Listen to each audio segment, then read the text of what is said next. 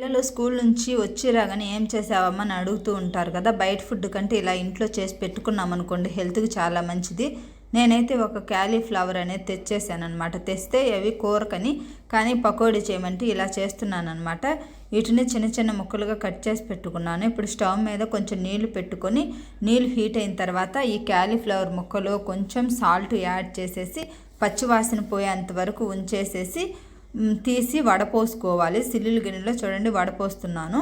ఇప్పుడు ఒక గిన్నె తీసుకొని 3 టేబుల్ స్పూన్లు మైదా తీసుకున్నాను, 2 టేబుల్ స్పూన్లు బియ్యం పిండి తీసుకున్నాను. దీంట్లోనే కారం, ఉప్పు, రుచికి సరిపడినంత ధనియాల పొడి, జీలకర్ర పొడి, గరం మసాలా, అల్లం వెల్లుల్లి పేస్టు, 1 స్పూను పెరుగు అనేది యాడ్ చేసేసుకొని బాగా కలుపుకోవాలి. కొంచెం వాటర్ పోసుకుంటూ కలుపుకోవాలి. అంతగా జారుగా ఉండకూడదు, అంతగాని గట్టిగా ఉండకూడదండి. ఇలా వీడియోలో చూపించిన విధంగా కలిపేసుకొని కాలీఫ్లవర్ ముక్కలు కూడా యాడ్ చేసేసి పచ్చిమిరపకాయ ముక్కలు కూడా వేస్తున్నా. ఆ దగ్గర కరివేపాకు లేదండి, మీ దగ్గర ఉంటే వేసుకోవచ్చు.